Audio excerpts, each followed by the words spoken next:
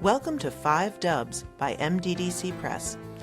I'm your host, Rebecca Snyder, the Executive Director of the Maryland, Delaware, and DC Press Association, which represents news media in our region. 5 Dubs focuses on the who, what, when, where, and why of local news media. We'll talk with the journalists about the stories behind the news. You can find more information about our guests in the show notes or on our website, www.5-dubs.com. Welcome. I am delighted to have Christina Sturdivant Sani, the executive editor of the 51st, here with me today. Welcome. Glad to have you. Thank you. And I wanted to have you on 5 Dubs to talk about your Community Connectors program, because it's, as we talk about news media and the relevance of, really making sure that newsrooms and news media are deeply connecting with their audiences and providing the information that people need. Sometimes it gets lost in the shuffle, like, who are you trying to connect with? How are you getting that feedback? And really connecting in with the community. And so that's why I thought the Community Connectors program would be such a fabulous thing to talk about. Awesome. So why don't you tell us first about what the 51st is all about? Because not only are you doing cool things in community engagement, you're doing really interesting, innovative things with how you're literally organized and what you're doing. So tell us about it.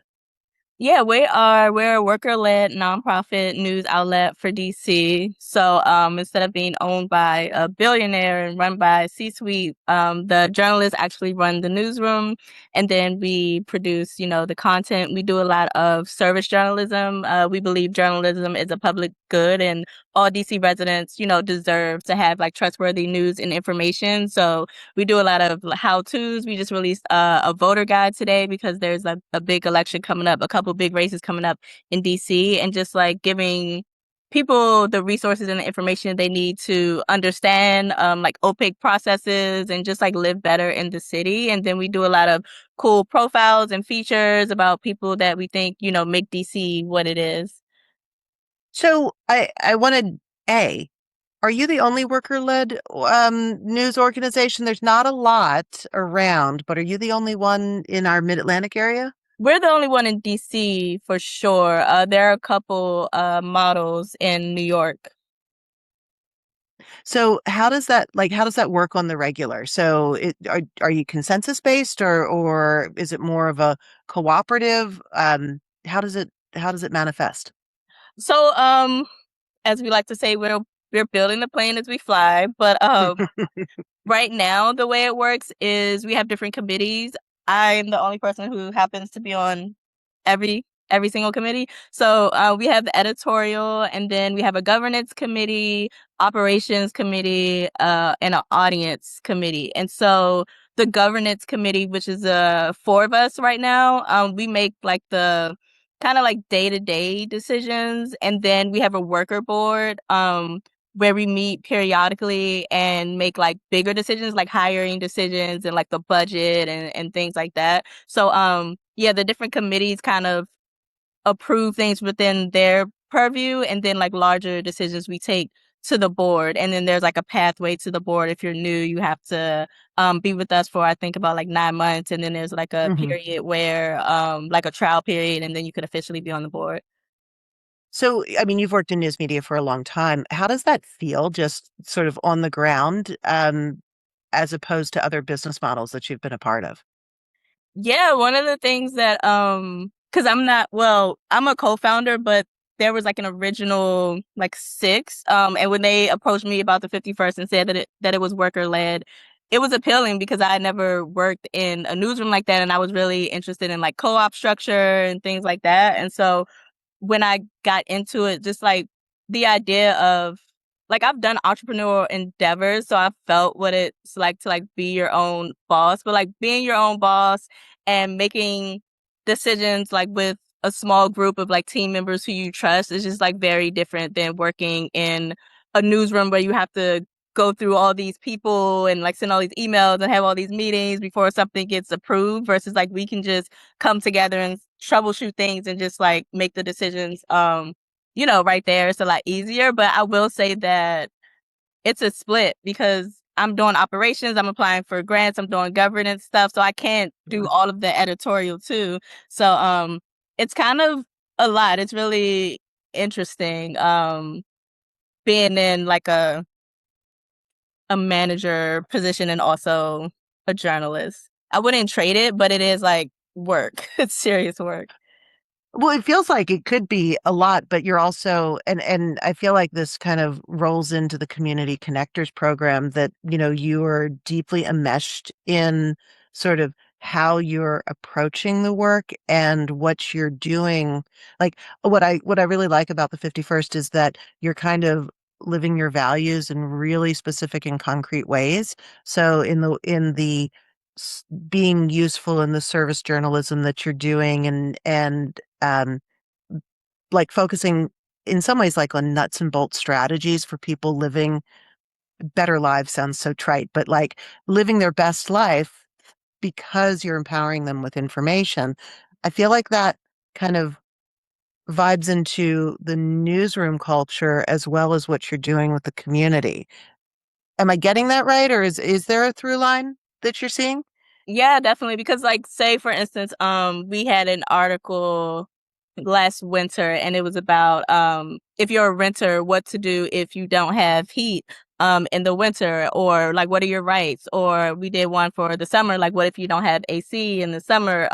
What to do if you're arrested, how to get an abortion in DC. Just like these things that people that might seem simple, but people like really don't know the steps to it. And part of the problem is that we kind of have like a built-in audience from a previous publication where a lot of us work called DCist, and it was shut down, and the 51st kind of came out of the ashes of that. But a lot Hmm. of the audience for DCist was very like white and transplant, and DC like used to be chocolate city and it's still like 42% black, but a lot of black residents in DC like don't really trust the local news, but they are probably the ones who like need this information the most. So instead of just relying on like our default audience, like we make a point to go into the communities. We hire like trusted community members to pop up in different areas, different events, and like we host different events. We're having one tonight to talk to people who feel marginalized and feel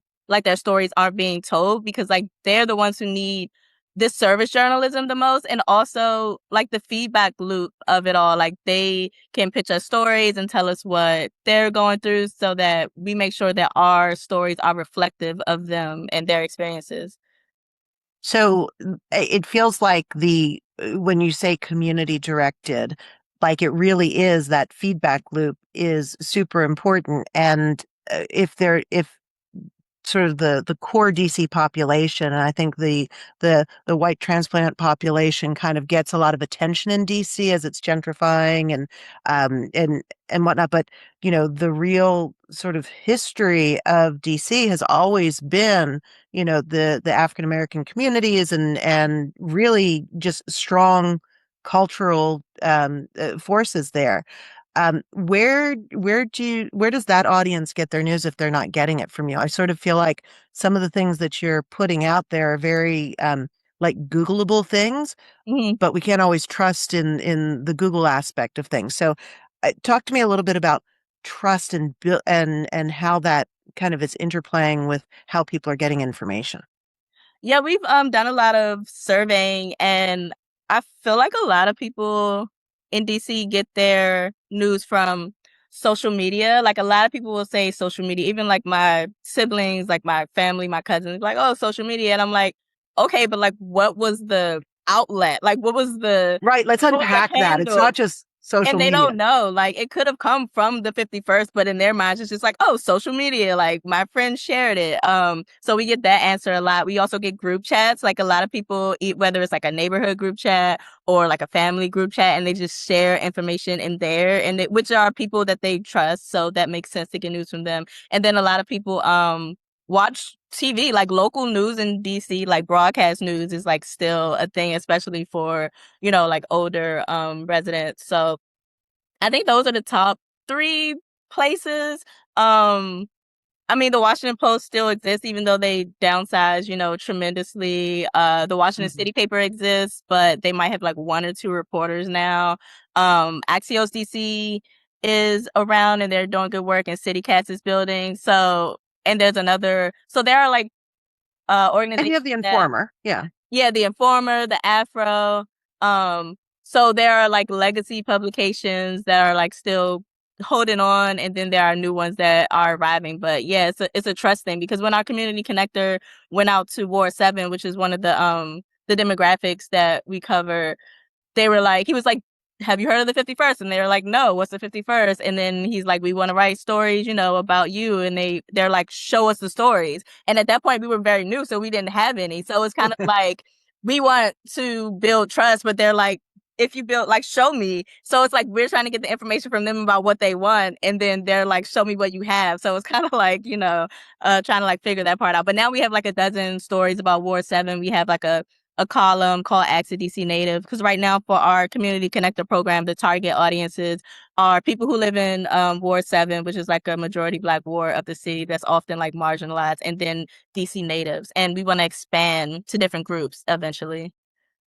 So then your community connector, tell me a little bit about these people that are going into different neighborhoods. And then also y'all are not huge. So how are you strategizing on covering your catchment area, your group with the resources that you have? But first, tell me about your connectors that are going in. Yeah, so our first community connector, his name is George. He actually has a journalism background. He's also an artist, and he lives in Ward 7.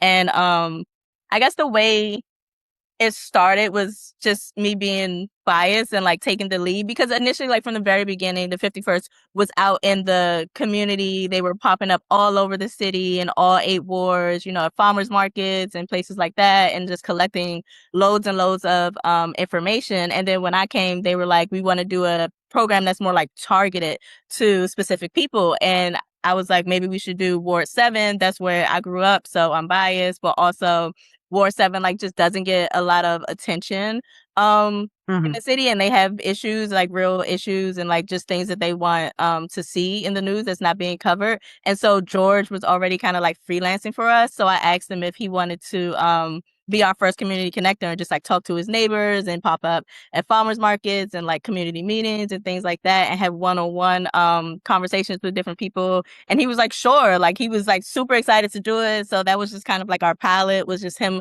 going up and popping up at places. And then he got a lot of pushback. He's like, I mean, I think Really? he did get some credit because he used to write for the Afro American newspaper, and they were like, "Oh, I remember you from the Afro." So like that builds some Hmm. trust there. And he's like, "Yeah, like I'm legit. I've been like writing about local news for a long time."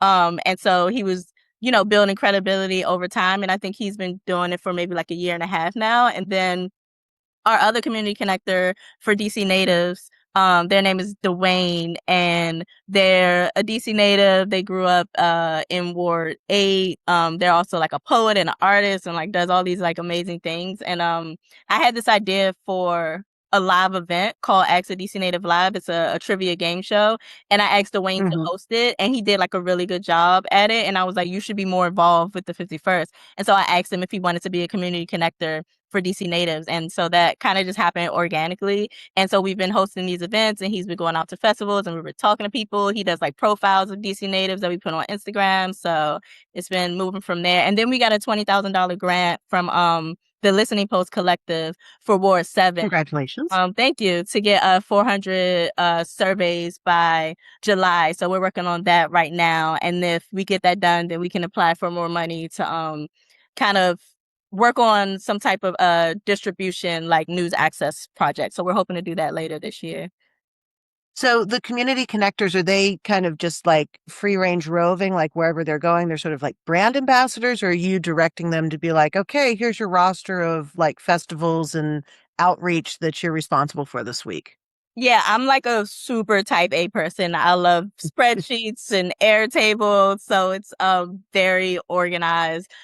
So we've developed this over time, but we have a form that they fill out, and they say whether they want to um they talk about the event that they want to attend and we get information about it. We also just started a street team for volunteers so that we can like have more people at events. So on the form they'll say like whether they need a street team member or someone else to accompany them, and then I'll look over it and then they'll go to the event. And then it's also like what is the purpose of going to this event? Are you passing out flyers? Are you getting information one on one, just like being a presence? And they say that but in the original contract I think George and Dwayne were required to do two table at two events a month. So that's how it started. So in a year we would pop up at like 48 events, which is crazy. That is a lot. Yeah, it is. And then we started hosting our own events. So like say we host like we're popping up at the Benning Road Library with like hot chocolate or free ice cream. Then instead of tabling that month, then we would host our own event. So yeah, it's like 48 events a month minimum. Either we're hosting or we're just like popping up somewhere. That's amazing. So when people are when they're out in the community and at the pop-ups, what do they actually have? Because you're a online only publication, so it's not like they're handing out publications. I mean, maybe there's flyers, but what are they actually giving? And do they have to hunt people down, or are they coming up to the table? We try to. We're learning to go to events where a lot of people are there. So, like, if something else is already happening, or if there are other like people tabling there, then it's a better chance that people will come. Versus, I think one time George just like tabled at a library and really nothing was going on, and so they just walk right past him because they're like, "I'm here for books. Right. Like, I'm not here to like stop and like talk to you." But if it's like an official event and people are like going around, so like those are the types of events that we like to do. And then George has this it's like this wire like presentation thing because he's like an artist, so it looks like really cool. And then he'll write like, if you were mayor of DC, like what would you do, or like what do you want people Oh, to talk cool. about in Ward 7, or what do you want from your news? And then people will have like sticky notes and then they'll like put them on there. So that's kind of like interactive, and then we'll talk to them about those. And then we have surveys. Because we're trying to get 400 surveys, we usually do a raffle too. So if Hmm. they fill out the survey, then they'll be entered to get like a gift card somewhere. We have like really cool stickers that this DC native artist designed, so like people can have free stickers. And then sometimes we'll have like ice cream or hot chocolate or something like that. Oh, I'm sure that's always a draw for sure. Yeah. So it feels kind of like an interactive art installation where people can like put their thoughts up and interact. So on that on the survey, what types of things are you asking about? The survey was an interesting thing too, because at first we had like a really long survey that I think George was using for like one-on-one interviews, and then he started using them at events. But people are like, I don't even know who you are. I'm not about to complete this really long survey. So we really Oh, had to for like sure. scale back and figure out like the most important questions. So I think like the three main questions might be I don't even think it's where you get your news. It's like, is there a story about your community that you would like to see in the news? And maybe it's is there anything that you are tired of seeing or like you don't want to hear about anymore that's being like overcovered? And then just like demographic information, like where they live. Yeah, it's really sad. The one we have now is like really short. And then once we build a relationship with them, we have a longer survey. And it's like, what are your news consumption habits? Like, where do you get your news? Like we were talking about earlier. And like what are you interested in? It's a whole list, like transportation, justification, business, like, and then they go through that whole thing. So when and I think that's important, and I wanted to draw out that you're building a relationship with people. So it's not, and nobody's going to like tell your life story. Nobody that you want to have tell their life story is going to tell it to you at first meeting at a festival. Right. Um, but you do want to hear, you want to really embed in the community, and your focus right now seems to be Ward 7. So like, how are you building that relationship once they sort of fill out maybe the short-term survey or working with George in some capacity? Are you sending out like newsletters, or how do you draw them into the site in a way that if everybody's saying, "Oh, I'm just getting my news from social media," how do you differentiate or get them to come to the 51st? Yeah, so we kind of structured a funnel of sorts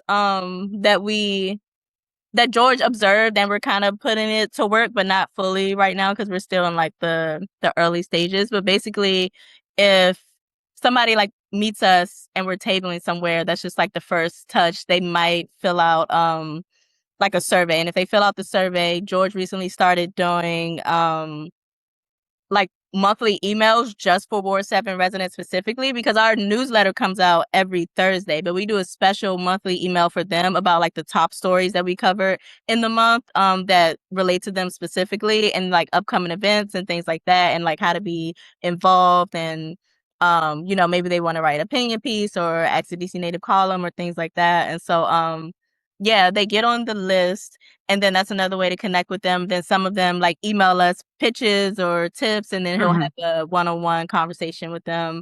Part of the campaign right now, we're going to do like targeted ads on Instagram so they can start seeing us on social media. But yeah, it's like a gradual trust building process. And then And eventually, so, like way down the line, we'll try to get them to become subscribers, but that's like our last like thing that we want to do. and now is that kind of based in market research, or are you feeling like it's a trust building exercise? I guess I'm inarticulately asking, like, do you have kind of the research on this relationship development, or are you just kind of doing it by what feels right in the moment at each step? I think it's a little bit of both. Like Dwayne has training, and I think he said, I forgot what it's called, but it's something like it takes like 7 interactions with people to really like know who you are and things like that. And so It's thinking, like classic sales, yes. yeah, exactly. So like we can't just like go to the Benning Road Library one time and expect for people. But if they keep seeing us over and over, there are like a couple people who come to all of our events and they're just like everywhere. So they see us like all the time, which is like really great. Um and so part of it is like that research where we know that we have to go deeper and show up continuously and like constantly and be like a constant presence. And then part of it is based on just like vibes. Like George is like, they don't want to do this long survey. We need to iterate or something like that. So kind of both. Hmm. Yeah, that makes perfect sense.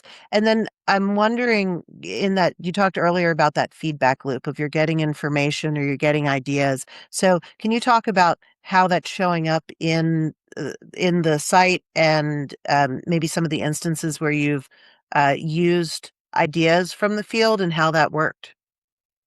One thing that we're trying to do, so in our newsroom, like at our editorial meetings, like everyone is aware that we have the community connector program. So if there's a story that's pitched from anywhere and it has like a Ward 7 angle, we try our best to do it. And then if we're working on a story and we need sources, like we try to source like DC natives, not like only, but we try to just be aware and like conscious of like who our sources are, what our stories are, just because we know we want to reach those populations. And then another thing we're doing is we have one other community connector who we were able to hire through the grant. And so we have all team meetings, and the community connectors are able to like pitch the editorial team on stories based on what they heard in the field. The issue with that though is that some people are just like,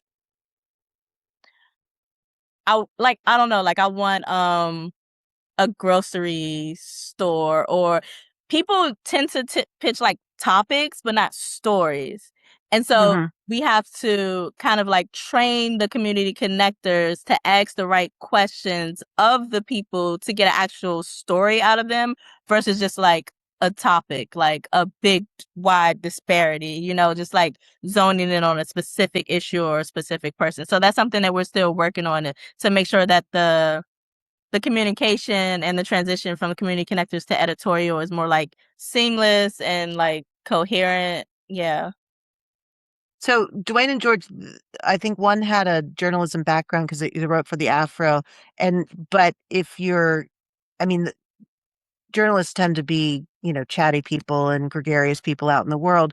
But do you feel like the community connectors really benefit from being able to articulate kind of like what journalism is, or is that not even a conversation that the public is having? Like, are you focusing on here's information that you can use and like getting really granular on the like the efficacy of what journalism does as opposed to like talking about the esoteric parts of journalism?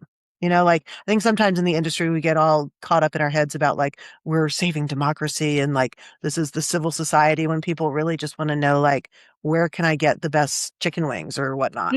Yeah, yeah. One thing that I think is really cool about the 51st is like our team, which is really small, and the community connector program is that like we're not really talking to people about journalism generally. We're selling them on the 51st specifically. And like everyone has their own way of saying, what the 51st is. So I'm usually like, we're a worker-led nonprofit news outlet for DC. But like sometimes a regular person or just a person on the street doesn't care that we're worker led. They're like, what is worker led? So I might just be like, we're a nonprofit news source for DC. And Dwayne might be like, we're like for DC by DC. So like everybody Mhm. has their own little like slogan that they've like adopted that fits their personality, but still talks about who the 51st is and what we do. So that's been like really nice to see. So, okay, then it really is kind of just focusing on like this is the effect and this is what's happening and who you are rather than like big issues. So let's go back to some of those ideas that have bubbled up. And I get that sometimes they're topics and not always like a nicely pitched story. But um, on that feedback loop back to you, what are some stories that you've gotten from the Community Connector program? We interviewed the Ward 7 council member. I think he's only like 2 years into his job, and we recently got the interview because for like a whole year he was avoiding us. Like his people were like, no, no, he's not ready to talk. He's not ready to talk. Oh, interesting. Yeah, and so we told our readers and we told people in the community that we were going to interview the Ward 7 council member, and so they submitted questions to us, and George did the interview, and then he made sure that he used the questions that the readers or the community members wanted answered. Um,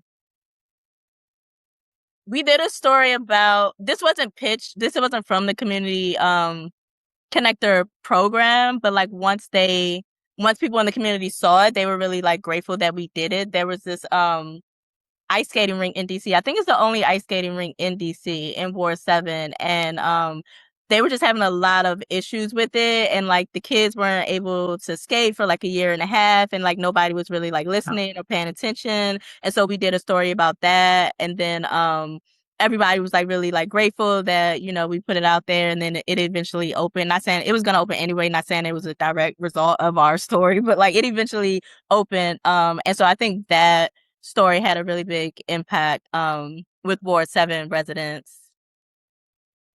And then there was are you like in this area? I'm in Baltimore, so Oh, okay. So like there was this huge thing about the RFK Stadium where the Commanders mhm. football team, like whether the Commanders were going to come back to DC. That was a huge thing, and like the stadium is in Ward 7. So whenever like George went out to community meetings and stuff, he would like ask people about the stadium deal, and we did a lot of coverage on the stadium deal. So yeah, those are a few. Well, and those are all really, important issues for Ward 7. So when you're looking at your coverage area and knowing that, your staff is what it is, strong but, small but mighty, what's your strategy on covering DC? Are you deciding to say, okay, we're focused on Ward 7 and maybe Ward 8, or how do you make those strategic decisions? I mean, I think the stories that come out of the Community Connector program are a small percentage of what we do. Like we like to cover topics that affect the majority of the city. I think our top stories.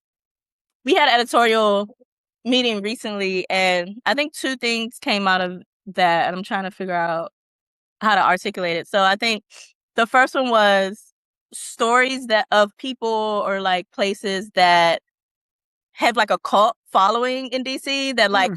a group Uh-huh. of people like really love and more people should know about. So those stories are really popular. For instance, we had one about this this lifeguard at this pool, Banneker Pool, and like he turned the pool into like basically like a club, like Club Banneker, like during the summer. He was How just like fun. fun and all this stuff. And like people just like love this lifeguard. But like I don't go to Banneker Pool, so I don't know anything about him. So like we did the story and then people across the city could learn more about that. So that's just something that like a small amount of people know about, but we want to put more attention on it because it's a very DC like specific thing or person.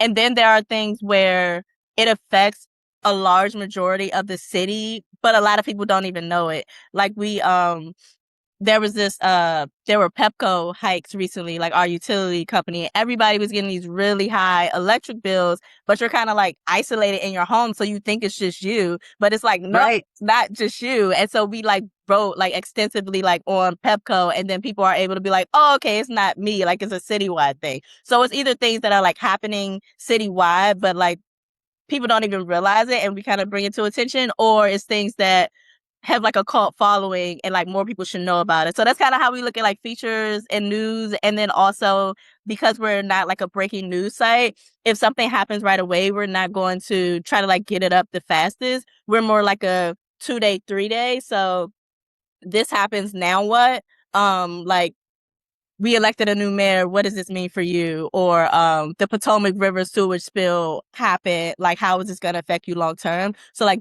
that's how Hmm. we think about our stories.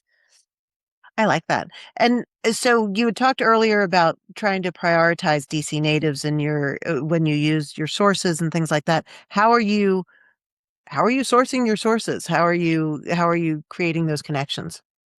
That's a good question. Um, hmm. 'Cause, I I mean, mean, do you just ask them? I I mean, is mean, that a prerequisite question? not asking them specifically, but I feel like I've been in DC journalism for about 15 years. So like I like know a good number of people who are like experts on different topics. And then, you can always just like interview someone. I don't do a lot of interviews anymore. Thank God. I don't really like reporting. I like editing. But yeah, you interview someone and then you ask them to refer you to someone else, and then you ask them to refer you to someone else. So kind of like that kind of like loop. And then our editor, Abby, has been, working with people for a long time, Rachel. So we kind of already have people like in our pockets, and then just like getting to know other people through the sources that we already have. Yeah, and I think sort of like thoughtfully connecting, and that's always such a powerful question, like who else should I talk to about this Hmm. issue, and knowing the kind of tone that you want to take, that it is really, close to the community, and sort of the what next idea. Right. Um and sort of carrying that idea through. The 51st has only been around for maybe 2 years, 3 years. Oh, no, it'll be 2 years in October. So just a year and some change. Well, because I remember inviting the founders onto the podcast to really talk about this idea back when it started. But sands of time, who can recall when you're Mhm. when you're doing the work? So in these 2 years, like, how do you see? I know the mission of the 51st has really stayed very constant and strong, but like, how do you see the concept developing, and sort of what's next for it? Where does it go from here? That's a good question. I'll be honest, like we had a senior reporter who had just been in DC for like so long, maybe like 20 years, and he actually kind of like he was on the team helping out when we first started. He was living in Singapore. Was it Singapore? No, Switzerland. He was in Switzerland, I think. Um but he was just like so dedicated to the mission that he was still helping out. And then when he came back to DC, he was one of our first full-time reporters, and he just has like such deep knowledge of DC and like DC politics. And so we kind of like let him take the lead on a lot of the political stories. But he recently he's moving on to a different publication now, which at first like we were like, oh no, like he's leaving. But What's now going to I think happen? Yeah. yeah, I think it's like a really good opportunity for us to think about like who we are, like who the 51st is, like, and it's not dependent on like just one reporter or anything like that. We Right. have another reporter, Sam, who just came on full time, and she's like young and energetic, and she does like really cool like features. And so I think it's a mix of taking the interest of the reporters that we have, but also doing it in the 51st way. And so we're still figuring out what the 51st way, like some parts we know, like what I talked about earlier, like we know we want to do like explainers and like the third day story and things like that, and like service journalism. But we're very much still building who we are, which is really exciting. It doesn't even seem like it's been so it's been a short amount of time, but we've got a lot done, but it's still a lot to look forward to in the future. We're hiring another reporter soon, maybe two. So I'm interested in seeing like what skill sets they bring and like how they can build it up. I also just want the 51st to be representative of like all of DC. Like you can't cater to everyone, but like as much as we can cater to like DC natives, longtime Washingtonians, transplants, somebody who just got here like a week ago and like doesn't know anything about DC, like they should be able to go to our site and be like, oh, okay, this is the culture. You know, like I want it to be like ingrained in the fabric of the city. Sure. It's sort of like the institutional knowledge where like you are sharing it, you're not gatekeeping. Mm-hmm. You're totally willing to share your favorite spots and your favorite things. And as you kind of like navigate who you are as you grow and develop, like how does it seems really important to reflect the community that you serve. How does that, kind of happen in, like, the real day to day? Because it feels like the community then is also shaping you've got the workers shaping what the 51st is because 'cause you're going with their ideas and their expertise and sort of their role, but then the community is also providing all this feedback. So, like, how do you how do you shape that in a coherent way and not just be led by kind of the loudest voices?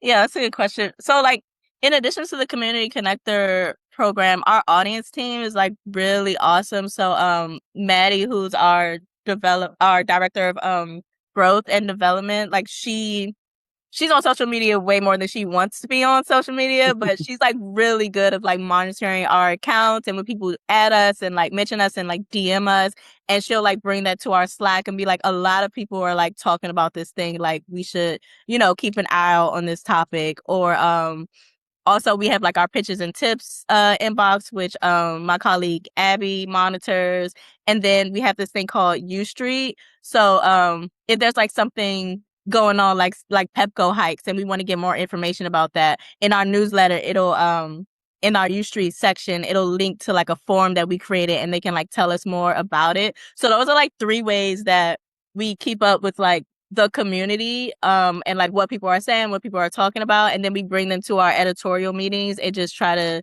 decide like, is this a 51st story? Who else is covering it? Like how much have people covered it already? Like if we're going to do it, how can we add to it? Like what new information, what new angle? Do we have the capacity, like a writer for it, an editor for it? So it goes through like all these different like questions until it gets to, deciding on whether we're going to do a story or not. So it sounds like you have a couple different lenses that you look through to make sure that those decisions are coming from a sort of a grounded place. Am I Mm-hmm. getting that right? Yes. Um, And then I was just kind of curious because you've been in this business a long time and what you're creating is there's not a lot of models for it necessarily in modern news media. Not, and so, like, do you have publications or journalists that you admire or you're looking at and saying, "Hey, I want to be inspired by this or I want to incorporate what they're doing in our work." Because you're kind of making it up as you go along in some ways.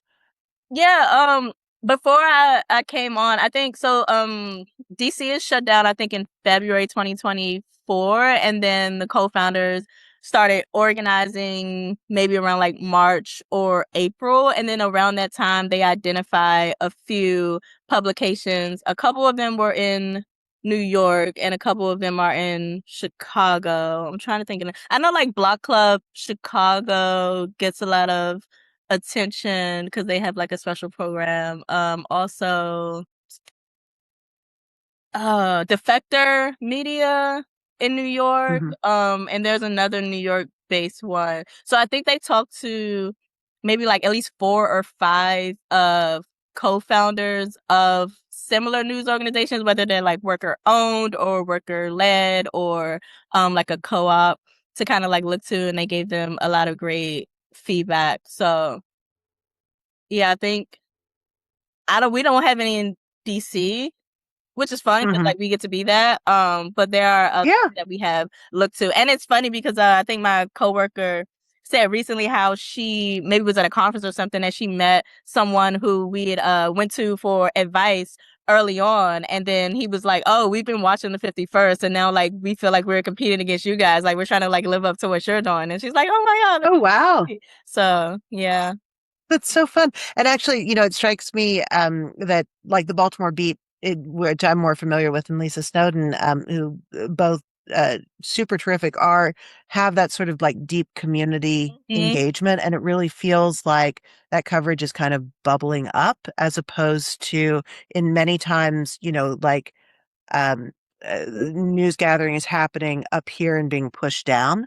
And so it's great to see that these ideas are kind of popping up in a lot of different places. Yeah, that's a good example too, because like the Baltimore Beat isn't like worker led, but it's definitely a publication that I aspire to be like. Lisa and I were supposed to chat like the end of last year, but we had to reschedule.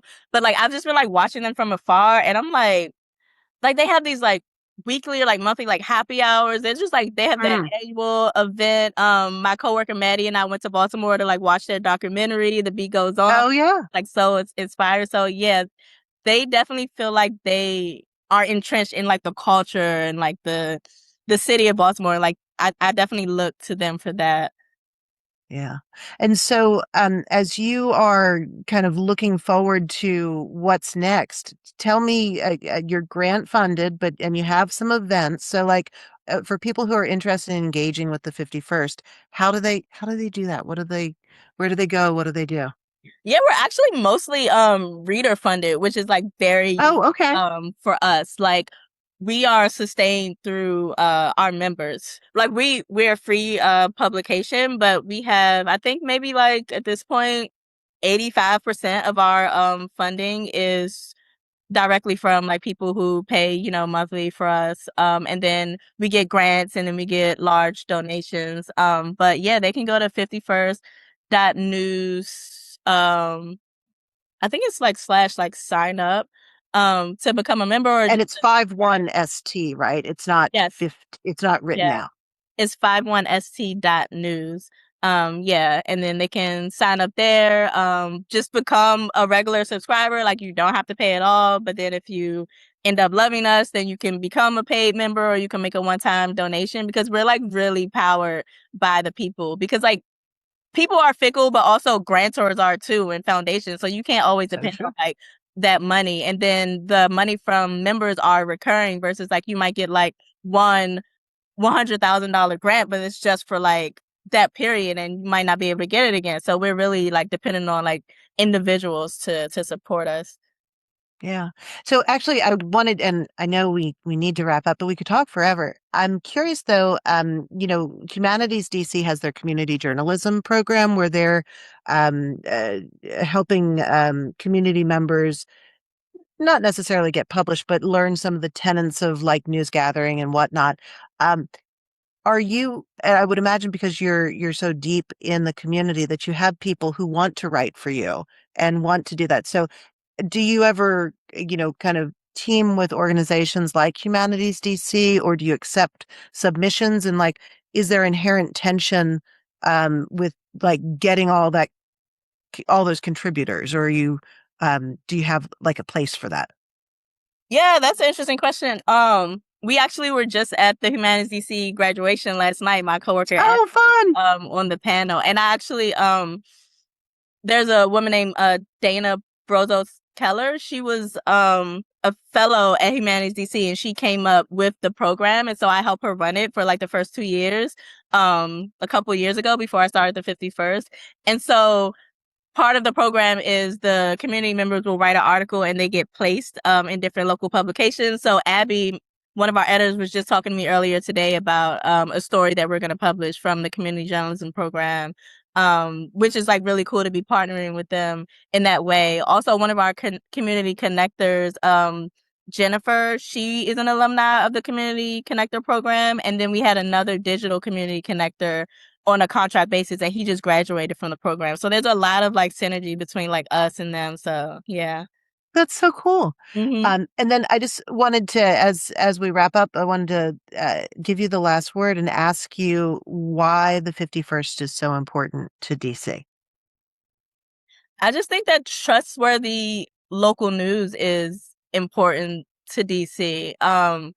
If people have news that, you know, they can use, it'll help them advocate for themselves, like whether that's, you know, in Congress, like big picture, or whether that's, we actually have a story coming out that I'm editing, and it's like how to use your voice in DC. And this guy walks through, like, he was a DC public school teenager, and then he advocated to have this internship in Congress, and then his brother or sibling had an IEP in DC public schools, and like how he advocated for that, and then like this noise ordinance thing.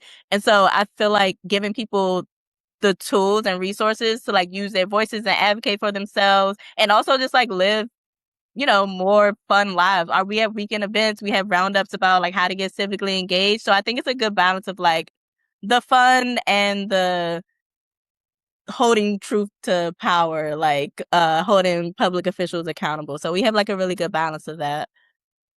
I love that. Well, thank you so much for coming to talk to me. I really appreciate it. And I hope that people go and look at the 51st.news. So appreciate it and talk to you soon. Thank you. Thanks for listening to 5 Dubs with Rebecca Snyder. Please subscribe and leave us a 5-star review wherever you download your podcasts so that others can find us. What do you want to know about local journalism? Email me at rsnyder, SNYDER, at mddcpress.com. Interested in supporting our podcast and journalism? Please donate to our 501c3 Press Foundation. Find out more and see the full episode list and show notes at www.5-dubs.com.